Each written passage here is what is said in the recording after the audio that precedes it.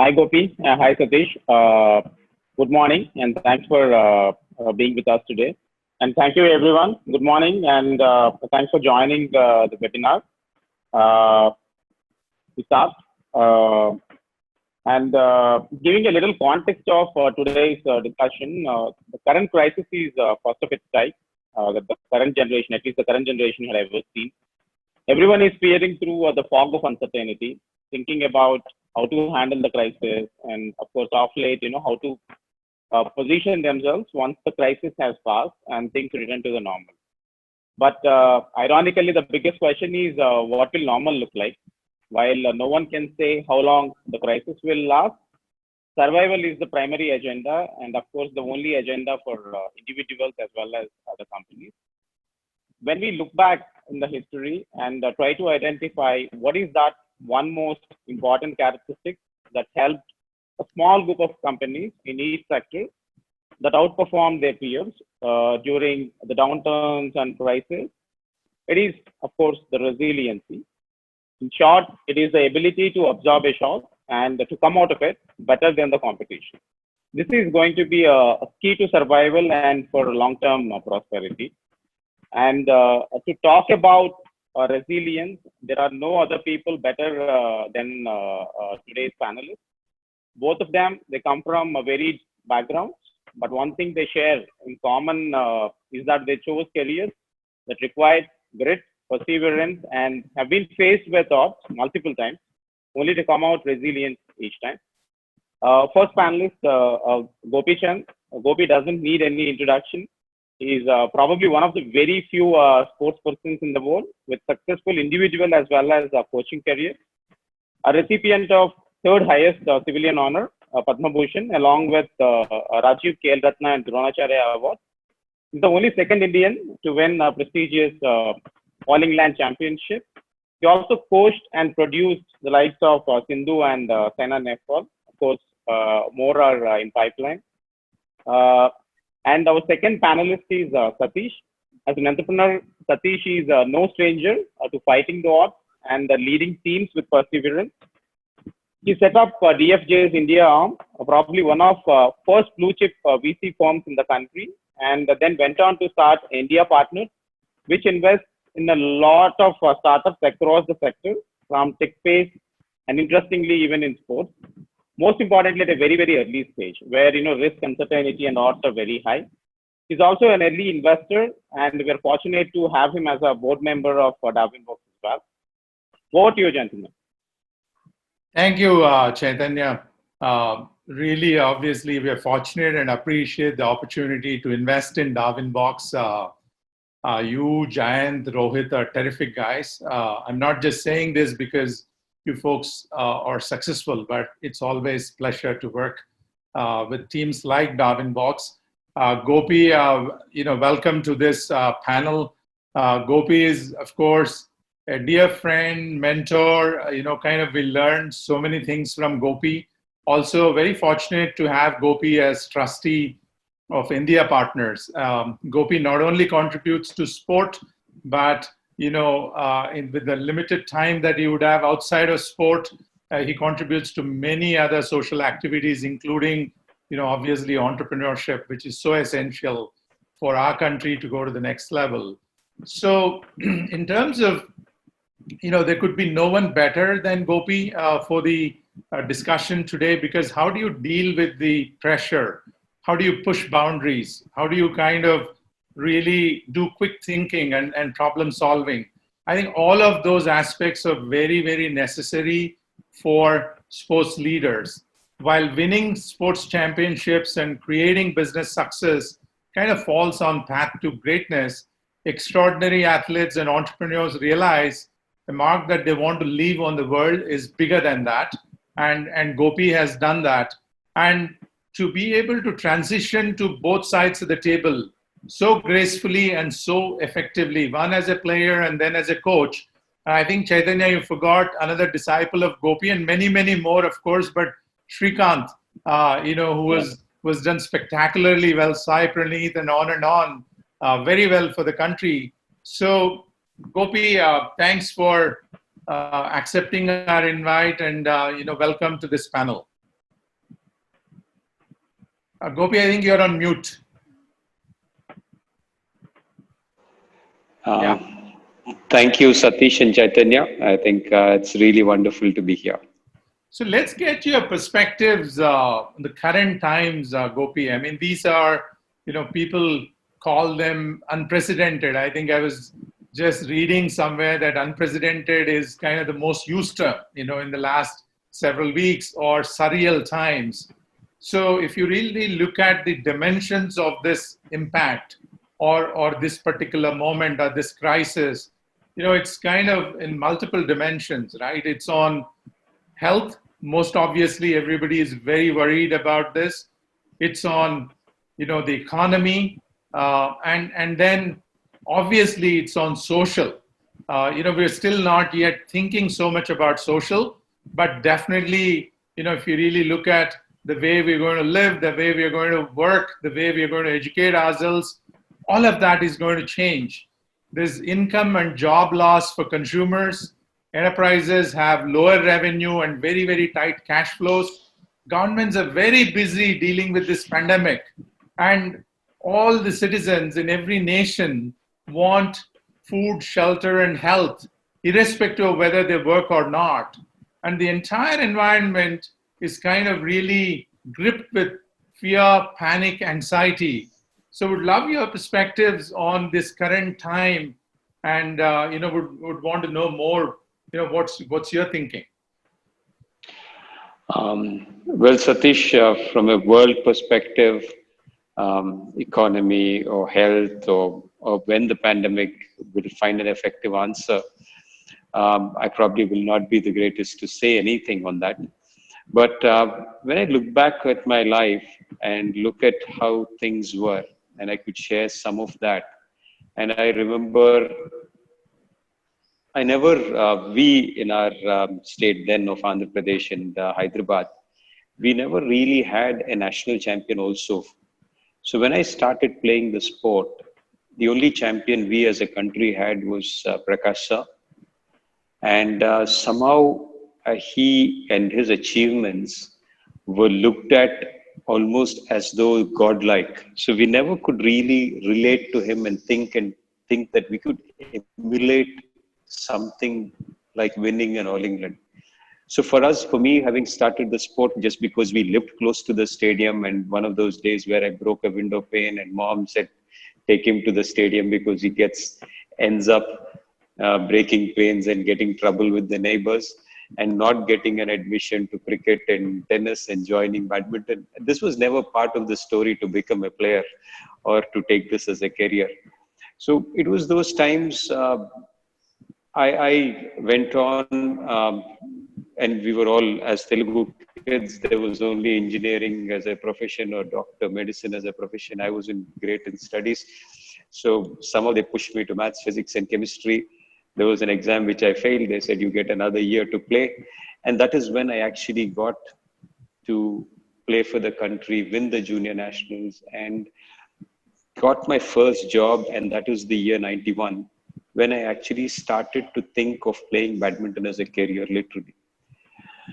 And a couple of years later, I was the best player in the country. I was picked up as part of the national coaching camp. I was the number one player in the country in 2 years from then. We had a Chinese coach who looked at us and said, Gopi is talented and probably will do well at the world level.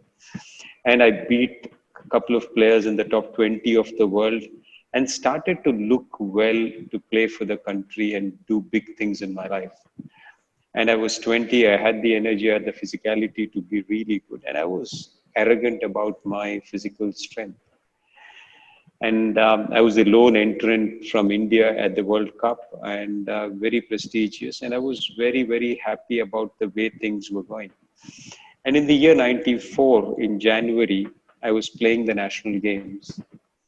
And I actually twisted my knee by colliding with my partner in doubles in the semifinals. And I had reached the finals in the evening of the singles. And suddenly, whatever I had thought of came down crashing. And for me, and for us in badminton, the knee and the ACL are very, very important parts.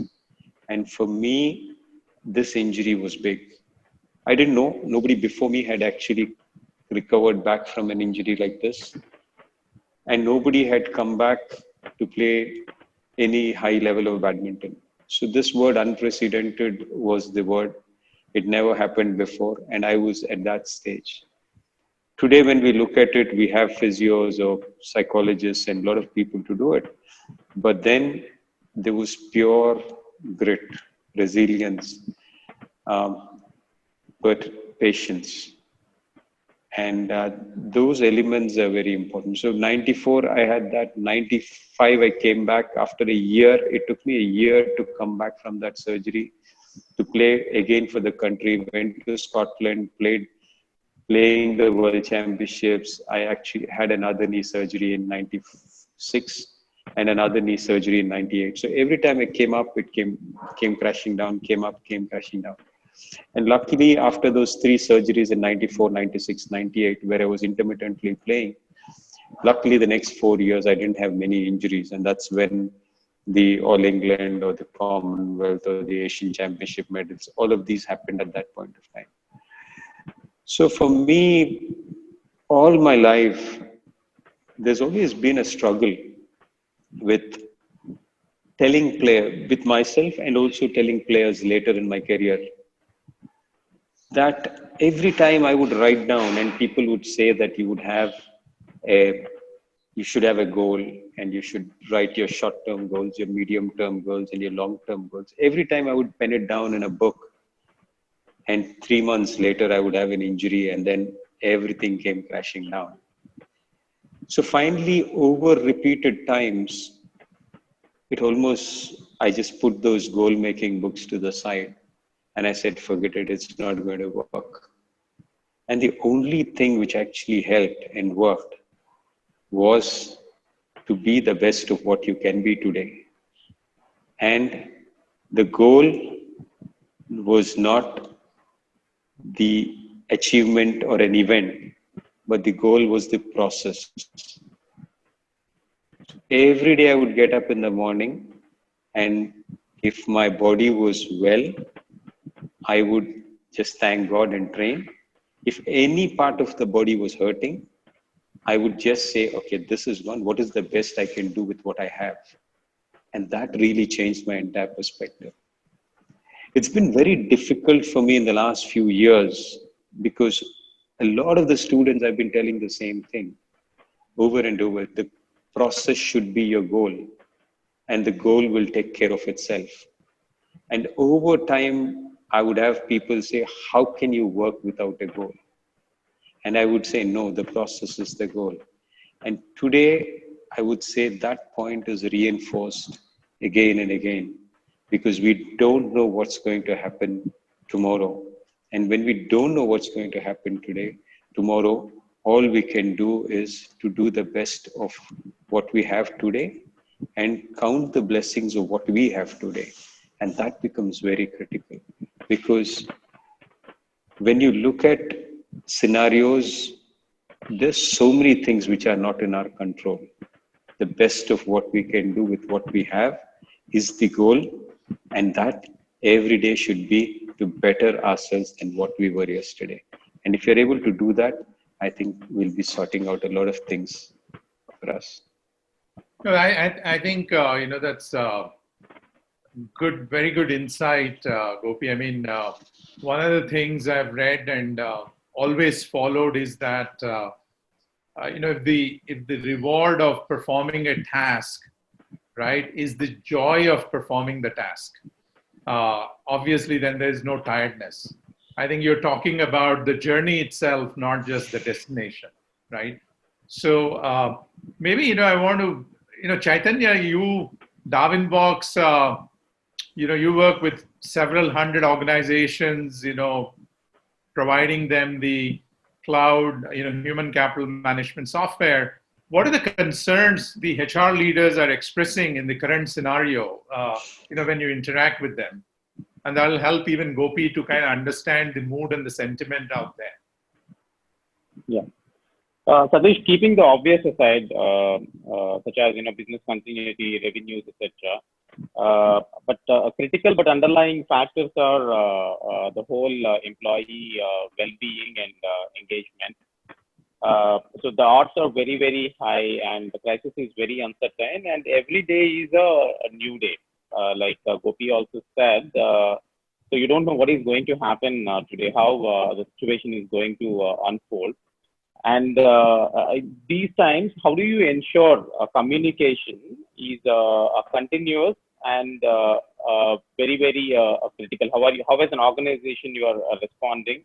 How do you communicate to the employees? That is one biggest challenge. And amid this crisis, how do you take care of employee well-being? Not only physical well-being, but also mental and intellectual well-being. While taking care of employee well-being, how do you make sure their morale is up?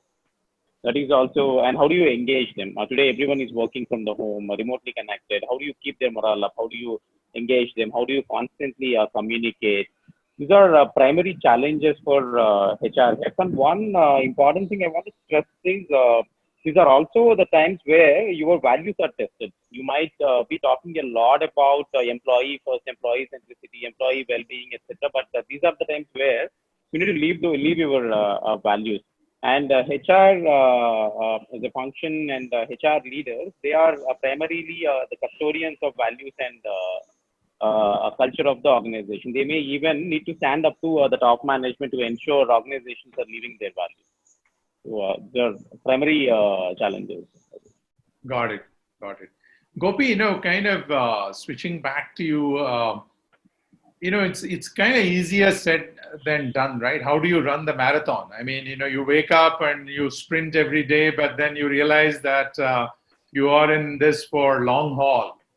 I think while, this phenomenon of work from home for the entire world, I kind of joke and say, this is homework plus work from home, right? So you clean, you wash, and then you also work, right? Which is great. Sometimes it's really not the physical activity that tires you out. The very fact that, something is abnormal wears your mind out. So how do you deal with this? How does one prepare? Like you must have had many instances personally as a player where, you prepared so much and now all of a sudden that opportunity, is not something you could pursue because of an injury, or you're training so many of these world-ranked players. How do you train them to be resilient? I mean, to kind of get that, mind power to kind of get you going. Well, I think I'll go back to my injury, and that's something which is very, very important. And I've seen it over repeatedly with players. And for me, hard work after the recovery from an injury, people would say about hard work, discipline, sacrifice, all of these things. But many of the things are even like 6 months I was on bed. And after that, a 6-month recovery. So it is patience, boredom, and not doing anything stupidity because of the boredom. I think these are fundamental things which are very, very important. These are more important than the hard work, discipline, all of this stuff, because they are kind of the next level things, or they need to be really pushed for, because it's not easy. It's not possible to be hardworking, disciplined, sacrificed all the time, but it's possible to love something, to be passionate about something, to really like something all the time. So I think to change our perspective from actually being and looking at things as this is going to be tough times and I need to do it well, I think it just doesn't work. Even the highest army people find physical education and physical exercise a problem till the time they want to do it as hard work. I think only when they replace that with my passion, my liking, my involvement, my love for it, my going and getting ourselves involved totally in that, that is what actually makes possible to do it for a longer period of time. So for me, that is very, very important. To not do anything because of boredom is something which is very critical at these moments of time, just to stay with what we have.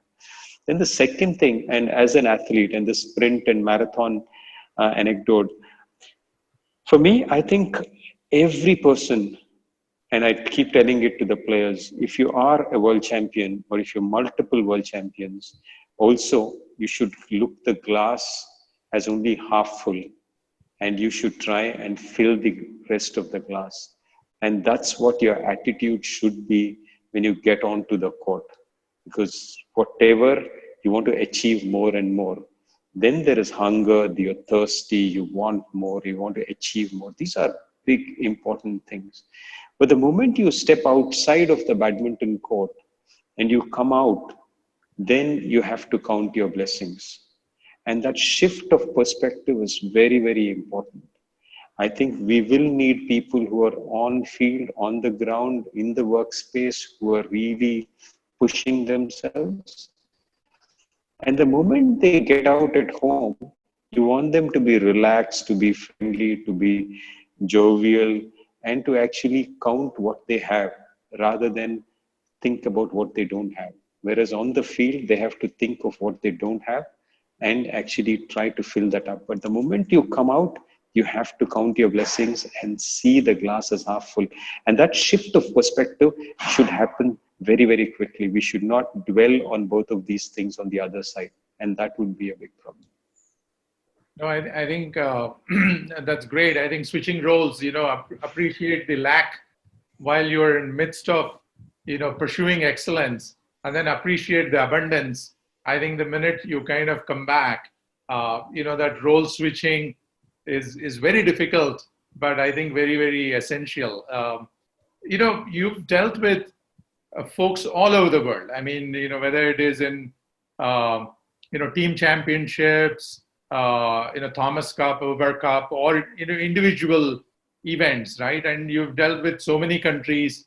What about Indian mindset? I mean, is there anything specific about Indian mindset here that would help us, these times of crisis to overcome, better than other citizens around the world? Any perspectives on that? I think for us, still somewhere at the back of my mind, and I'm totally not an expert on this, but I just feel that at the back of our mind, somewhere the law of karma, the astrology bit, and some of these things could actually be beneficial for us in saying it's okay to actually stay back and wait for our time to come. That's the kind of mindset we would have rather than the restless kind of mindset from a Western ideology. But in general, I think I've seen adaptability being the most important thing. And adaptability not as a medicine, but as a kind of friendly thing. It's okay in the sense this is a problem which I have, and I will adapt myself. So the road to success is not like a straight rope, or it's like a thread to success where you actually navigate the paths. And today for maybe 3 months, maybe 2 years, 1 year, we don't even know. So at these times, I think sometimes it's good to actually just stay grounded, stay and say "Mera time aayega," the kind of words, and then you just relax and enjoy what you have, because that would be very important. To be in an uncomfortable position for too long is not possible. So I think acceptance and adaptability with enjoyment, with saying, okay, this is what I have, and I will celebrate what I have. And that would be very, very critical. And somewhere in India, I think that element is built to us in a sense that either it's our family structure or our mindsets of karma and stuff. I think somewhere we could actually be in an advantageous position from a mindset is what I would think. Yeah, no, I couldn't agree with you more, right? It's kind of really action versus reaction, right? I think only when when you're aware and accept and acknowledge, you move into a zone of action. Otherwise, you're always, in denial as to why did this happen now, and why did it has to happen to me, which is not going to be obviously very healthy.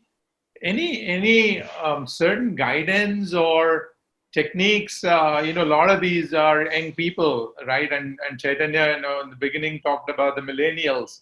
Like the way I read about Spanish flu, I have not, kind of experienced that, right? I read about the world wars. I have not experienced. Whereas a dot-com crash or a 9/11 or even the financial meltdown, I've experienced those, right? So for many younger people, they might not have even experienced, the dot-com crashes of the world or even the earlier events. Any techniques or any guidance to them on how to handle this situation? Kind of if you were to peel the banana for them. I think a couple of things is, for a lot of us, it's very important to just slow down. And one, acceptance, but also do something which actually helps us grow, because that's our nature is to grow. And we cannot possibly look at, say, growth outside all the time, but actually our inner growth, just a physical standpoint. If you were to look, and many of us could say, I want to become fitter at this point of time. If I'm doing 5 push-ups today, I will do 6 by the end of this. And by the end of this, I'll get stronger. So somewhere to have targets and goals is very important.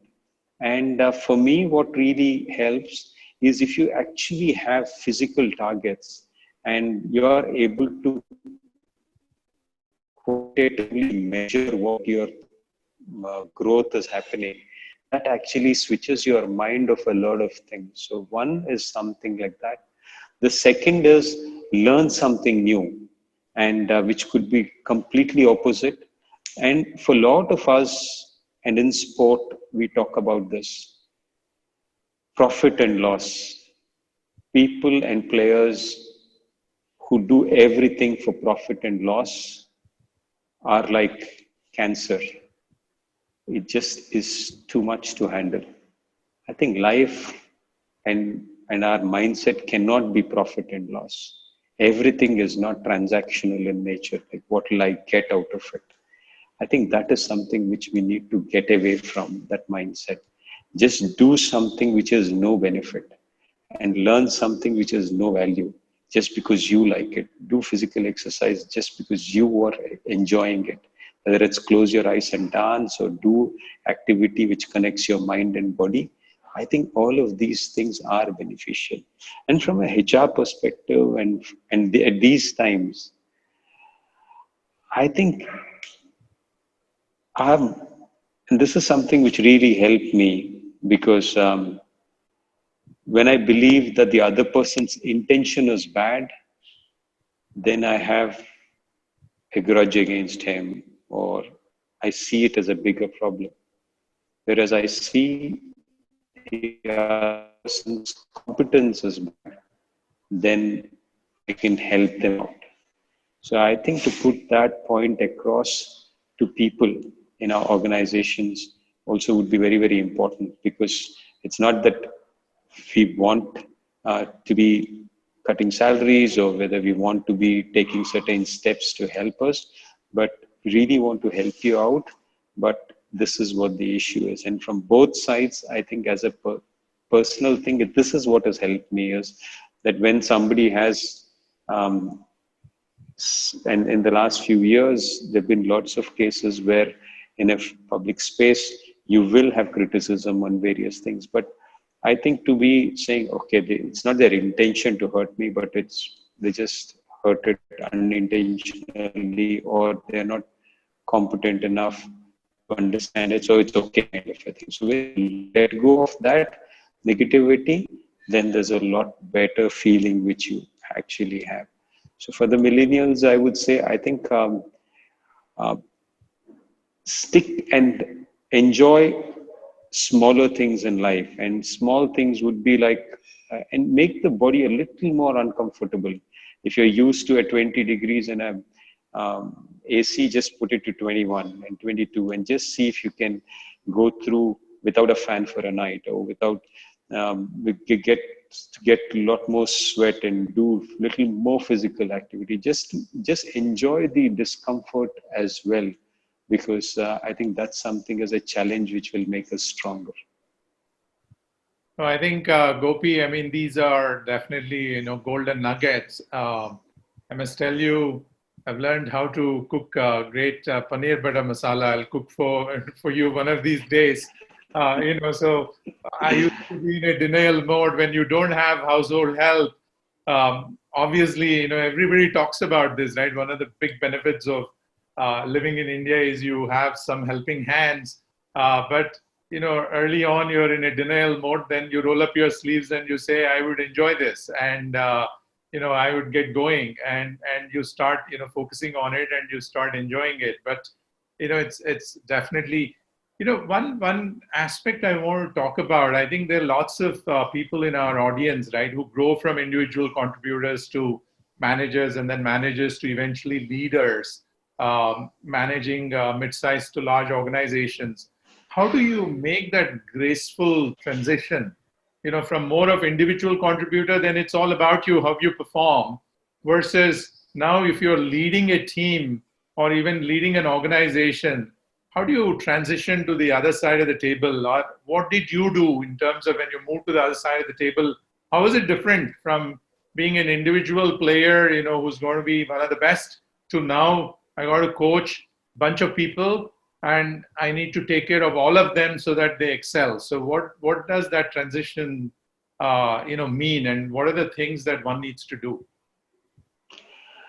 Satish, when I actually won the All England and the few years before, and I actually traveled to many places. I learned from different coaches. I traveled to many places, and when I won the All England, I was sitting down. The reflection was that neither was I the best badminton talent around, nor did I have the best of facility, but still managed to win. So for me, it was like I learned a lot of things in my life through trial and error. And over time, what it did was actually I knew what worked, what didn't work, but actually I won the All England at 27. Whereas if I knew what the formula was, I probably would have won a few years earlier. And I was loving the fact that I knew what it takes to win at the world level. This was the year 2001. Right. And then I had my 4th surgery on my right knee. This was an overuse injury because I had put too much pressure. After 3 knee surgeries, I had put too much pressure on my right knee, and that gave way for an overuse injury. And I had this great formula which I knew would work. I didn't have a body which could actually support it. And I just got into or jumped into coaching. And that's how the jump happened. In fact, there's one tournament which I played in 2004, where I was partly coaching, partly playing. And then some of the players whom I coached, I defeated.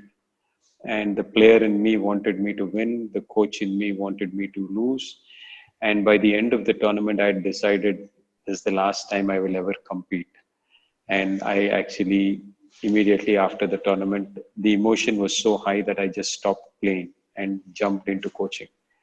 And the one thing which I realized very quickly was because players were very different. And I was coaching a bunch of them, whether it was Kashyap, Kashyap was the oldest of that group of 25. He was 16. There was Saina, there was Sai Praneeth, there was Guru Sai, there was Ki Sumit, Sindhu was 9. I think this entire batch of young kids, and each one was different. And my thinking was that it's not, and as a life of a player is something really wonderful because your life is super focused. And suddenly, Because every question for a player is asked against one standard question. Like if you want to eat something, you just ask, is it good for my sport? If you want to go somewhere, you ask, is it good for my sport? Every question comes up to you, and the answer on the other side is it good for my sport? And if it's a yes, you take it. If it's no, then you back off. But then when I became a coach, I realized that it was exactly the same. But now the mirror was on the other side. So every time a player came up to me, I would ask, is it good for him or her? And that actually shifted my entire perspective. So for me, that shift of perspective was very, very important, because all the time it was me, me, me. And then suddenly when I moved the mirror the opposite side, it was whatever is good for the player is what I'll do. And that actually has been the biggest success in my transition from being a player to a coach. No, that's amazing. Chaitanya, I know, even Darwin Box has grown. I see you on news, Chaitanya. So, as a leader of an organization like Darwin Box, what parallels do you see? I mean, in terms of kind of that transition. Early on, the founders or everything, right? I mean, you're selling, you are the receptionist, you are the cooks in the kitchen. To all of a sudden now you grow, and you're an organization that's catering to hundreds of customers around the globe. How do you transition? Yeah. So, Satish, one important thing is, like Gopi said, probably this is a common element in any company that is reasonably successful. You need to go ahead with the purpose. I mean, you cannot start a company and grow it with the profit and loss in mind. Truly, companies that are started and grown with purpose in mind will eventually become successful. Now, if you don't start and continue with that kind of intention, definitely you won't even exist today. When you grow and scale up, how do you ensure you kind of you kind of make sure a lot of people like 300 or 400 employees that are working, they also get the same thing. They also get the purpose for which you are building the organization, and they're also working towards the purpose rather than treating the relationship with the organization as a transaction. So that is the biggest challenge. And how do you sustain that in times like this? But ironically, these are tough times are when you actually stand up as a team. You become really a close knit as an organization. That is where you need to provide very effective leadership. I think in that sense, we are quite fortunate. So whether it is at the time of the crisis or before that, we always had our purpose in mind and wanted to build a world-class product from the India. And in that sense, there is nothing much changed in terms of the way we operate or we work during the crisis. It only made us probably stronger and much closely knitted. And we are very, very confident. We come out of this crisis more muscular and stronger. Great. Gopi, in India, almost every country in the world find their professional athletes, and then there are these great championships that are happening in different kinds of sport. But then so many citizens enjoy playing sport, irrespective of whether they're competing at a professional level or even at a high performance level. What's the impact, COVID-19 impact on sport, and what's future of sport going to look like, at least from at this point of time? I think for the moment, for many sport, other than say the football leagues and stuff, for us, this amount of break is okay, because many a times players who are professional would want to have a rest and recuperate for the future, and they always complain about tight schedules. So for badminton, I would say for many sports which have packed calendars, and also some of the sports where they continuously train, uh, I think this is a welcome break. But yes, it affects professional teams, it affects the finances bit, and a lot of things at the grassroots level. If the lockdown continues or if sport gets affected beyond a point, then the coaches, the groundsmen, the people who are involved with manufacturing of this, I think they will start getting affected. The people at the second tier who would play, say, domestic tournaments for their livelihood, that starts getting affected. So it is tough times for sport as well. And we will see, if the lockdown continues, that a lot of people will face problems. But having said that, I think life and health is more important than sport.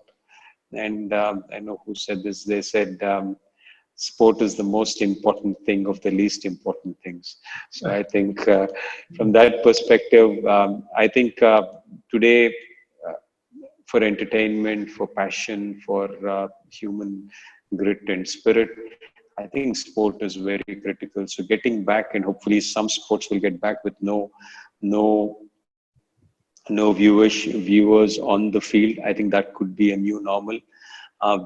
We should look at different ways. I think the number of people traveling across the country and the world to play tournaments could be curtailed into getting small pockets of people playing in isolated places repeatedly over time, which would be like, say, leagues which are held within a place where 5-6 teams come. The place is quarantined and they keep playing with television and internet as major audiences. That could be a possible case.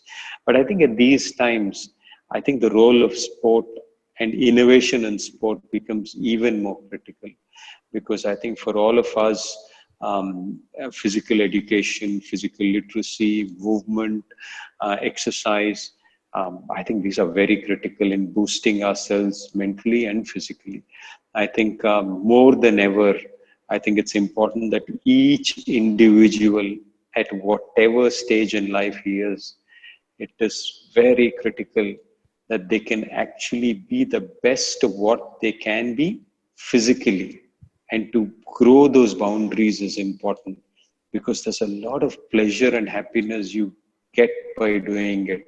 And it could not only be sport or trade, but it could be dance, it could be music, it could be yoga, it could be meditation, it could be sport, it could be bodybuilding, running, walking, cycling, anything. But anything which connects them and gives them a happiness on the physical side is very critical in these times, because it just, otherwise it could just be too depressing. And I would still go back and repeat it one more time, that I think all of us who are adults should make some exercise which is quantitative, which can grow. Like even a yoga, we can get better at the asanas, and that is growth. And anything which grows. So it's not like I'm walking for 30 minutes, but I think how much you walk for 30 minutes. I think if that goal is there, I think we'll be driven and our life will have a purpose. And that will be really fun, because at this times of uncertainty, that's something which we can actually do in less amounts of space. No, I think that's great. I can go on and on, Gopi, but conscious of time, I think it will open it up for Q&A, and I think people will benefit a lot more asking you the questions, that are kind of running through their mind. Let's open it up for Q&A. Sateesh, we already got a lot of questions. We will filter out a few and ask in the interest of the time. Go ahead. Gopi, there are a few questions on a similar line. This is something even I heard when I was back in college, and I found it very inspirational. So when you pursued and doing well in badminton career, it was not a very, very lucrative career back in those days, at least badminton as a sport. And when you won All England, things changed all of a sudden. we heard you were sort of flooded with a lot of opportunities to advertise for certain beverage companies, but you apparently denied, saying you don't believe in them, they are not healthy.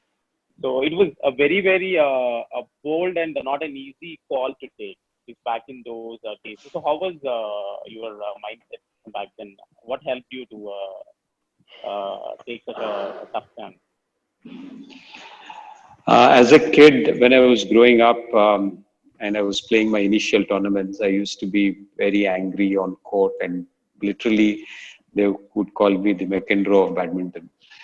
And as time went, as my injuries, and I come back to it because I think my injuries have been really, people have come back and said, you would have been a great player if you didn't have the injuries. But the honest truth is that if not for the injuries, I would not be the player I was, or the coach I am, because my life, actually, I learned so much from those tough times. So at those times, lying down on bed, there's not so much television, mobile phones then. So around 94, all you could do was read books. And I started to do a lot of breathing exercises, got interested in yoga, got interested in meditation, visualization. And around 95, 96, I just didn't, I was very conscious of what I was eating, and I didn't have a soft drink since 1997. So when this offer came to in 2001, it was the easiest in my mind to actually say no to, because for me, something which I didn't do, I didn't want myself to be responsible for any kid who picks it up and says, I am drinking it because Gopi is drinking it. And that was too much for me to handle. So that singular point was the decision maker. And it wasn't a tough decision at all. It was a very simple, easy no.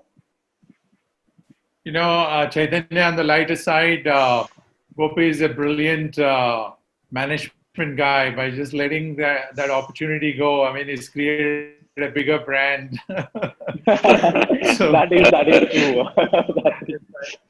That's true. Sateesh, next question is actually for you. Again, a few people asked a similar question. They're asking, the current crisis is probably something that is comparable to what we've seen in 2000, the dot-com bust, especially in tech space. As an investor with a very keen focus on tech sector, and, back in those days, it was almost a cold freeze, right? I mean, for 4 years. So, what is your perspective on the sector as a whole in the current crisis? So quickly, Chaitanya, in terms of 2000 and even 9/11, though they happened, right? 2 consecutive years. I mean, they were nothing like this actually. 9/11 was more for US, right? And 2000 was for dot-com bubble just in the valley. Today, if you really look at, there isn't any nation or there isn't any sector that is not impacted. And if you really look at, normal times, quantitative easing helps because you push money into the economy and people consume more and production increases and you're back to normalcy. But in today's time and age, you've got to keep people at home, quarantine them, but still need to produce, which is very, very difficult problem to kind of solve. And I keep saying that I wish if COVID were to happen 10 years from now, we would have seen drones already delivering supplies, essential supplies. You would have seen robots in ICUs in kind of mass deployment, and then smart cities and smart factories operational without huge human intervention. But unfortunately, while we are testing all these technologies, this situation has happened. I'm a firm believer that I think we're going to see new technologies, address many of the future problems. And as a pandemic, we also have to be aware this is the 3rd pandemic cycle, right, in the last 20 years. We've seen SARS, the H1N1, and now this. Even if you don't consider Ebola and Zika because they were more localized, this is kind of the fifth pandemic cycle in 20 years. So I am a firm believer, while the pain is imminent, the next year or two, in terms of for our existing portfolio and the kinds of deals that we would look at. But entrepreneurs are resilient. Entrepreneurs change the world. Entrepreneurs dream something that's impossible. So my belief is that we are going to see a new set of ideas and technologies that will all be funded, and you will see 5, 7, 10 years from now, when you kind of look back, you'd see the greatest of the companies taking birth during these times of crisis. But next 3-6 months, it's going to be painful. Thanks, Satish. It's helpful.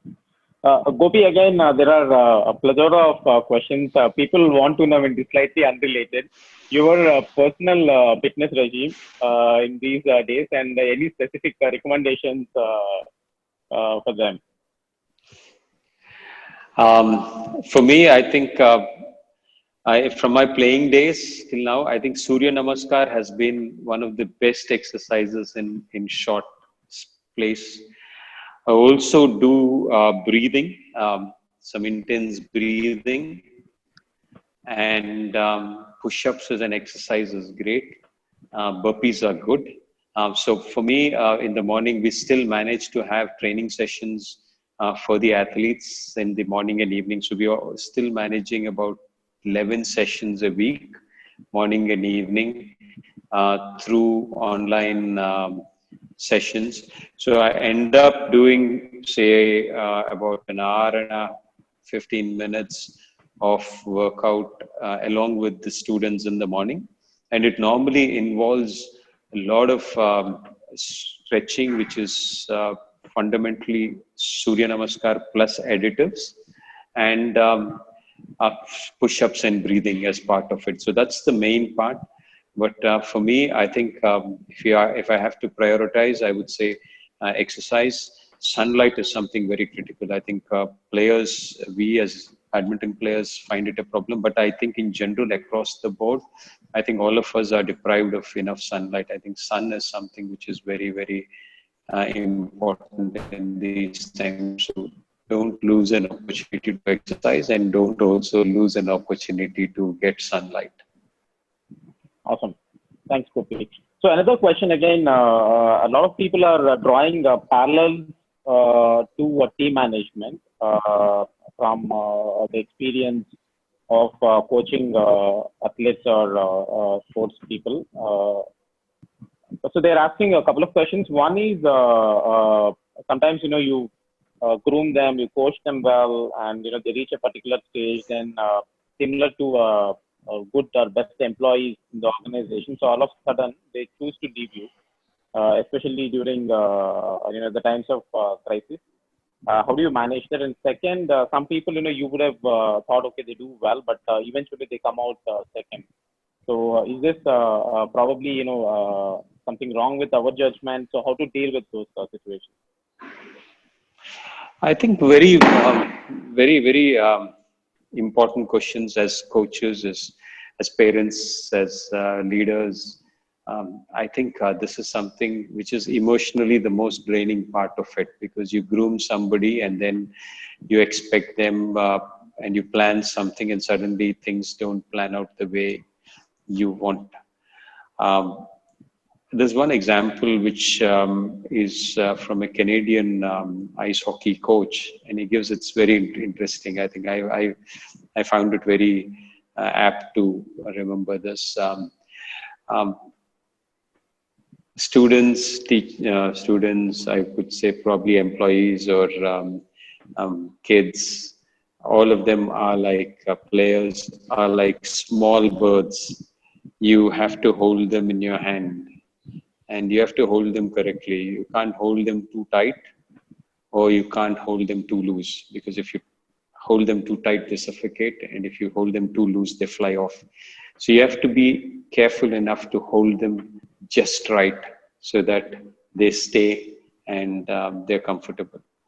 But whether they stay or whether they'll fly off. The reality is that they will shit in your hands. This is what he had said.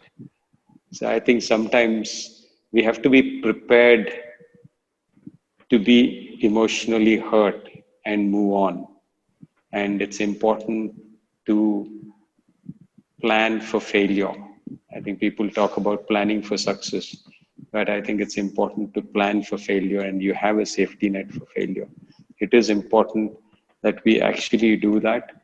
But I think to forgive and forget and to keep moving on and to be childlike and saying it's okay and then move on is, I think, which is very, very important. To let not, and this is something which my dear friend Pradeep always says, it's like, do not have regret of the past or anxiety about the future is something which is very, very important. And to be comfortable and be in the present moment is what our goal should be to actually look at. And Gopi, another question.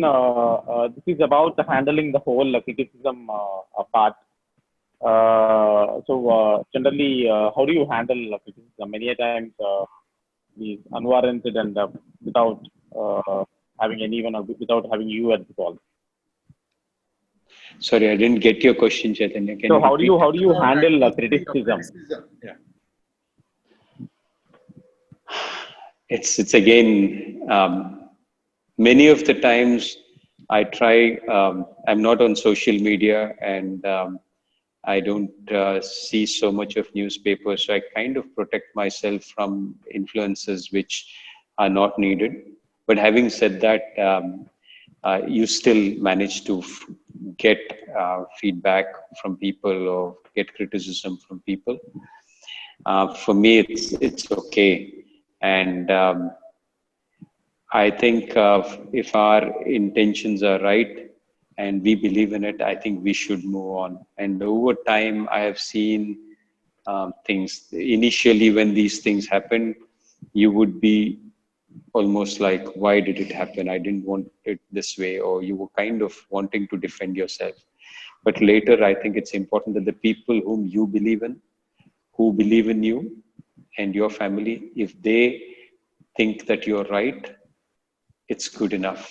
And for our protection, I think the people who are our bosses, they need to know that we are right. I don't think the rest of the world really matters in that. I think that's what is realized. But many of these things just pass away. And we just have to just stick on and be in that uncomfortable position. The longer you stay, the better you are. That's what probably resilience or grit would mean. But I think to stay in those uncomfortable positions without doing any stupid mistake is, I think, what is critical. And Gopi, from your experience of working with certain coaches when you were on the field playing, and later your last years as a coach, so what are certain key attributes that are required in a good coach? So which probably is also relevant for being a good leader or a manager in the organization. First, I think would be fairness. I think that's something which is important as a coach. And whoever, and I've had coaches at various levels, and I've learned so much from them. My first coach was Hamid Hussain sir. He never taught me in a traditional sense how to hold a racket or how to hit a toss. He never told me any of that stuff. But the greatest thing which he taught me was to love the sport. That was very important at that point of time. I didn't come to the stadium because I loved the racket and a shuttle and badminton.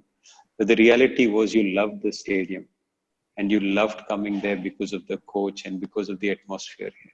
So I think as a coach, I've learned from him that as a grassroots level coach, it is important that the kids love the coach and come to the coach. So positive feedback and giving them a lot of time I think that was very, very important. The warmth, affection, that is important. My next coach was Arif Sir. And Arif Sir was a phenomenal disciplinarian.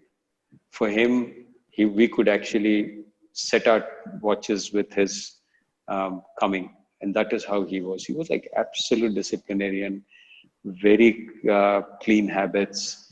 He expected us, if 50 was the number, he wanted us to do 50.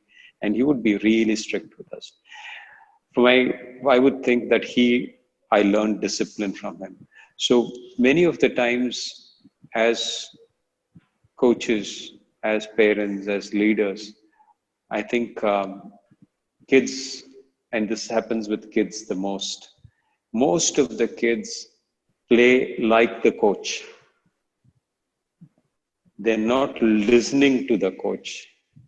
They're seeing. And I think that's an important thing as leaders, as parents, as coaches. I think the employees are not listening to us. They're seeing us. I think to do the right thing is more important than actually saying the right thing. That would be very important. This is from Arif Sir, I think. And my third coach was Prakash Padukone. I think you need role models. You need people who you want to emulate. And when you reach that level, also you want to see how they behave. And that for me was perfectly Prakash Sir. I think to actually have role models, to have people, companies which you want to emulate and which you look up to, and which push you to achieve greater heights. I think that is what is important. So that I learned from Prakash Sir and my stay with him. And my fourth coach was Ganguly Prasad, and he was more like a friend. So you need people whom you can share your experiences, you can talk to them, you can together plan out things. And that was what Ganguly Prasad Sir was for me. So I think each of these things, when I look at a player, when I'm looking at a small young player, and I want to give them a great bit of encouragement for them to love the sport and come back. If it's an intermediate level player, I want them to see that I'm disciplined and then follow the discipline and follow the work ethic. And if it's the next level player, you want to be the inspiration for them in what you've done and how you lead your life. And somewhere it's important to sit together as a friend and jointly plan and plot things against the opposition. That's something you would want to do. So I've learned a lot of things from looking around me. And I've been very, very fortunate that God's been kind, that I've got these people in my life who actually from whom I've learned a lot. Thanks, Gopi. Last question. So again, slightly unrelated, but there are a lot of relevant questions. How do you choose your students among hundreds of people that are probably applying now? And how do you get a sense of a player's potential on who could be the next star? For the longest period of my life, that's how I looked at a problem.